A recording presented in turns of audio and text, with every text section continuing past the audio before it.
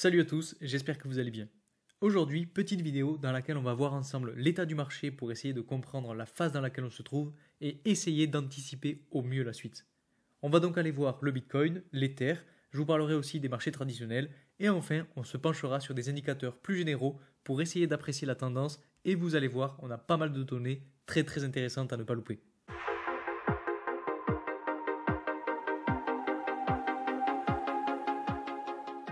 En ce moment, et suite à la belle vague haussière qu'a connue tout l'écosystème crypto, on connaît de plus en plus d'incertitudes et de plus en plus de personnes s'attendent à une correction. On voit d'ailleurs que la map est nettement moins verte que les semaines précédentes et c'est tout à fait normal et on va aller voir pourquoi. Rapidement, pour les nouveaux sur la chaîne, tout d'abord bienvenue à vous, je m'appelle Louis et je vous partage 2 fois par semaine mon analyse sur le marché des crypto-monnaies. Donc si ce sujet vous plaît, n'hésitez pas à vous abonner. Et puis si vous voulez me suivre sur les autres réseaux, je vous rappelle que j'ai un compte Instagram et un canal Telegram sur lesquels je poste de petites exclusivités, donc si ça vous intéresse, les liens sont en description. Je commence à alimenter pas mal le compte Instagram, donc allez donner de la force. Aussi petit disclaimer, n'oubliez pas que tout ce que je vous partage en vidéo n'est pas à prendre comme un conseil d'investissement et qu'il faut que vous puissiez faire vos propres recherches avant d'investir dans quoi que ce soit. Alors ne perdons pas plus de temps et entrons directement dans le vif du sujet. Donc vous voyez là je suis sur un graphique avec des chandelles journalières. Et donc, si on zoome un petit peu sur ce qui se passe en ce moment, vous voyez qu'on est donc sorti de la tendance haussière qu'on a juste ici et qui est tracée sur les corps de chandelle. On est allé chercher la tendance juste ici qui est tracée quant à elle sur les mèches de chandelle. Et en fait, ce qui se passe, c'est que le prix est venu heurter à plusieurs reprises le niveau de résistance autour des 52 000 $. Donc, on va aller voir ce qui se passe plus précisément sur un intervalle de 4 heures. Et en fait, vous voyez que j'ai tracé un espèce de canal en orange juste ici, qui représente en fait la résistance autour de 52 000 $ et 52 500 $, dans laquelle ces derniers jours on a eu quand même pas mal de mèches. Donc on a un très gros niveau de résistance juste ici, et en fait ce qu'il faut voir maintenant, c'est que le prix est actuellement dans une espèce de triangle formé donc entre ce niveau de support qui est la tendance haussière en blanc, et ce niveau de résistance qui est le niveau de résistance des 52 000 $. Si je retourne sur un graphique en journalier, on peut voir que c'est assez net. On a donc bien ce fameux triangle juste ici. Et donc finalement, on pourrait avoir une espèce de drapeau haussier. On aurait le mât ici et notre triangle ici. Et généralement, ce type de formation est haussière. Donc on pourrait avoir une poussée à la hausse suite à la conclusion de ce drapeau et qui pourrait nous amener potentiellement jusqu'aux 60 000 $. Alors bien entendu, ce n'est qu'une théorie. Maintenant, il faut que le prix résiste et puisse rebondir sur cette tendance. Et quand on regarde de plus près, c'est un petit peu ce qu'il est en train de faire. Vous voyez que là aujourd'hui, on a eu une belle chandelle rouge qui est venue chercher même en dessous de la tendance. Hier, en fait, on a fait exactement la même chose. On a eu une belle bougie rouge qui est descendue très bas jusqu'au niveau de support. Et ensuite, on a très bien ravalé cette baisse puisque derrière, on a évolué de, si on le mesure, presque 3%. Donc c'était très propre et en fait, aujourd'hui, on est venu recorriger. Et donc sur ces derniers jours, on fait un petit peu le yo-yo. Ce qu'il faut regarder maintenant, c'est le RSI, parce que bon, là aussi, on a quelque chose qui est assez intéressant, c'est qu'on a eu un RSI dans des zones de surachat, et là, on est en train petit à petit de réintégrer des zones plus neutres. Donc ça, généralement, quand on a un RSI qui entre dans des zones de surachat, qui reste un petit peu et qui réintègre des zones plus neutres, généralement, ça annonce de la correction sur le RSI. Donc si on a un RSI qui corrige, on pourrait potentiellement avoir aussi un prix qui corrige. Donc vous voyez, on a deux solutions. Soit on est bien dans ce pattern en drapeau haussier et on continue la hausse, et donc on aurait un RSI qui repasse potentiellement dans des zones de surachat.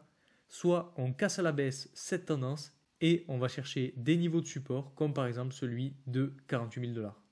Donc ça, ce sera notre première target si on corrige. Et puis deuxième target, ce sera le niveau de résistance des 44 000 $.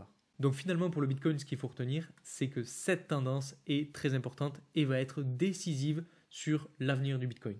Si on casse à la baisse, comme je vous ai dit, on a un scénario baissier. Et puis si on arrive à rebondir et qu'on continue dans ce triangle, alors on aura potentiellement un scénario haussier. Maintenant qu'on a vu le Bitcoin, on va aller voir ce qui se passe sur l'Ether. Et là pour le coup, on a quelque chose de très intéressant. Donc depuis le 5 février 2024, vous voyez qu'on a fait une belle poussée à la hausse de 32% en à peu près 2 semaines pour aller chercher le niveau de résistance des 3000 $. Et je vous le disais sur mon canal Telegram, une fois qu'on serait arrivé à ce niveau-là, on aurait potentiellement de la correction. Et c'est exactement ce qui s'est passé. Vous voyez, aujourd'hui, on a une très grosse chandelle rouge qui est venue assez bas, qui est quasiment venue chercher les 2800 $. Et c'est parce qu'en fait, on avait un très gros niveau de résistance juste ici, entre à la fois la résistance des 3000 $ et la tendance haussière qu'on a juste ici en blanc et qui est tracée sur du plus long terme. Vous voyez, c'est une tendance qui fait très bien le boulot. On a eu une première touche ici, une seconde touche ici, une troisième touche ici, et là on est quasiment venu la chercher. Donc maintenant pour la suite, pour Ether, si on a de la correction qui se poursuit, on pourrait potentiellement venir chercher soit un niveau de support autour de 2700$ qui a été niveau de résistance ici, soit si on n'a pas du tout de force acheteuse, on descendra plus bas, on ira chercher le haut de canal qui est un canal, je vous le rappelle, sur du encore plus long terme qui guide le prix depuis, on va dire, juin 2022. Donc ça, ce serait une possibilité qu'on vienne chercher ce haut de canal et qu'ensuite on reprenne de la force et qu'on reparte à la hausse. Ce serait un scénario qui serait tout à fait probable et qui permettrait aux gens de pouvoir réaccumuler. Donc ça, ce serait pour le scénario baissier. Par contre, si on arrive avec beaucoup de force acheteuse à casser à la hausse ces résistances et à repartir encore plus haut, alors là, pour le coup, on n'a pas beaucoup de résistance autour de 3000$. La prochaine résistance sera celle qui sera située autour de 3500. Mais bon, pour arriver jusqu'ici, il faudra casser cette énorme résistance autour de 3000$. Donc pour l'instant, on n'en est pas encore là. Surtout que quand on regarde le RSI, vous voyez qu'on a un petit peu comme pour le Bitcoin, c'est-à-dire qu'on est allé chercher des zones de surachat et on est en train petit à petit de re-rentrer dans des zones plus neutres. Donc à voir comment ça se passe, et puis si on re-rentre clairement dans des zones neutres, alors on pourrait arriver sur le scénario baissier.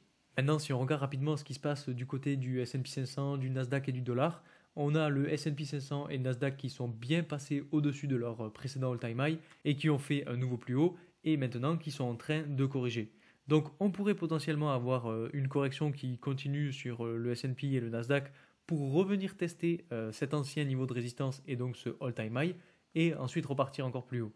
Ça, c'est une possibilité. Maintenant, on est quand même sur une tendance haussière pour ces deux actifs. Donc peut-être qu'on va continuer d'avoir une tendance haussière qui se poursuit.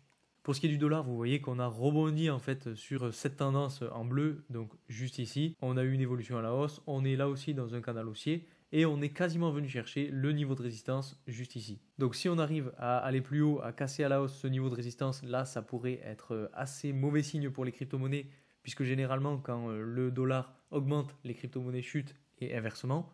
Et par contre, du coup, si le dollar continue de corriger, casse la tendance baissière et va à nouveau chercher justement cette tendance-là, alors on pourrait avoir une période assez propre pour les crypto-monnaies. Donc à suivre de très près. Alors, maintenant qu'on a vu tout ça, on va aller voir les différents indicateurs généraux pour essayer de trouver une tendance. Donc pour commencer, on a le halving qui est prévu dans 61 journées, donc pour le 22 avril 2024. Ensuite, je voulais vous parler du Fear and Greed Index, parce que là, on a quelque chose qui est très important à voir, c'est qu'on a un curseur qui est très haut. On est à 78 aujourd'hui.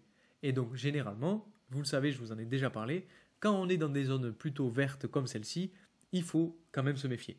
Parce que ça veut dire qu'on a une phase d'euphorie, entre guillemets, qui vient de passer, on a eu de la hausse, et donc on a un engouement qui se crée autour des crypto-monnaies, autour de tout l'écosystème. Et généralement, quand on a cet indicateur qui est dans cette partie-là du graphique, il faut potentiellement s'attendre à de la correction. Donc c'est pour ça que je voulais vraiment vous en parler aujourd'hui. Bien évidemment, si on continue d'avoir de la hausse sur le Bitcoin, on va avoir un Fear and Greed Index qui va encore plus aller dans des zones vertes et il faudra encore plus se méfier.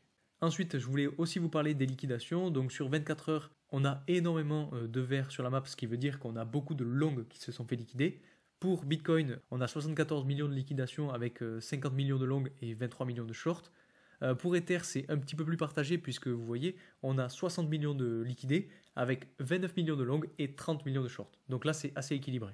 Je voulais aussi vous montrer les ratios long-short. Donc pour le Bitcoin, on est quasiment à égalité. Vous voyez, on a 50% de long et 49, presque 50% de short. Donc là, pour le coup, ça revient à ce que je vous disais tout à l'heure. On est vraiment dans une période d'indécision.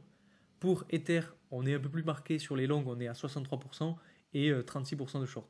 Bon, ça c'est un petit peu normal. On a Ether qui est venu chercher les 3000$, donc c'est pour ça qu'on a un pourcentage plus fort sur les longs. Ensuite, je voulais vous parler du NUPL. Alors là, on a aussi quelque chose d'intéressant, c'est que on est repassé au-dessus de ce niveau et donc on est repassé dans cette partie un petit peu plus orangée au-dessus des 50%. Donc ça c'est assez intéressant, vraiment. Je ne sais pas si vous vous souvenez, dans une de mes vidéos je vous en parlais, mais dans le cycle de 2017, quand on était arrivé dans cette zone-là pour la première fois, on avait bien corrigé et on était venu la rechercher une seconde fois.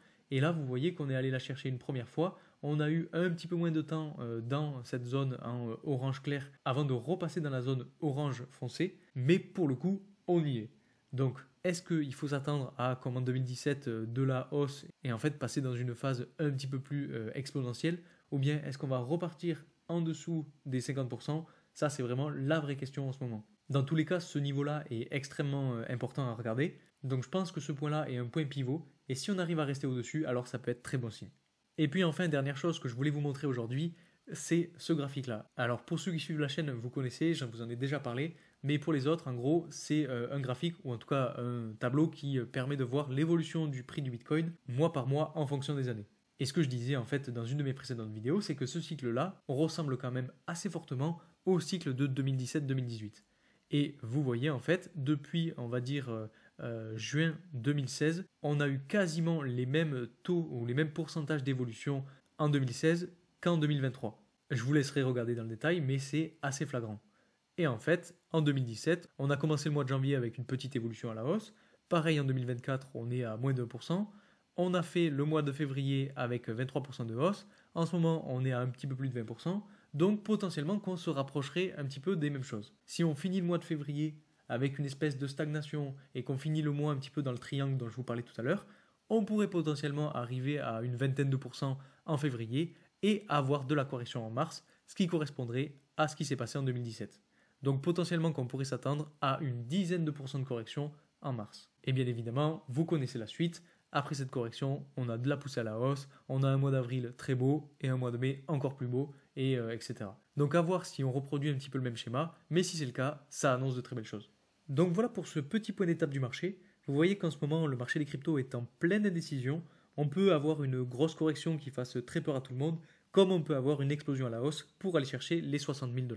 Donc selon moi, il faut s'attendre à de la volatilité dans les prochains jours, voire les prochaines semaines. Donc attendons de voir. Si vous avez des questions sur cette vidéo ou que je n'ai pas été assez clair, n'hésitez pas à me le dire en commentaire. En tout cas, j'espère que cette vidéo vous aura plu. N'hésitez pas aussi à mettre un maximum de likes, à vous abonner, à aller donner de la force au compte Instagram, parce que je commence tout juste à mettre du contenu, et donc si ça vous plaît, je continuerai. Dans tous les cas, je vous remercie encore pour votre soutien, et moi je vous dis à très vite pour une nouvelle vidéo. Salut!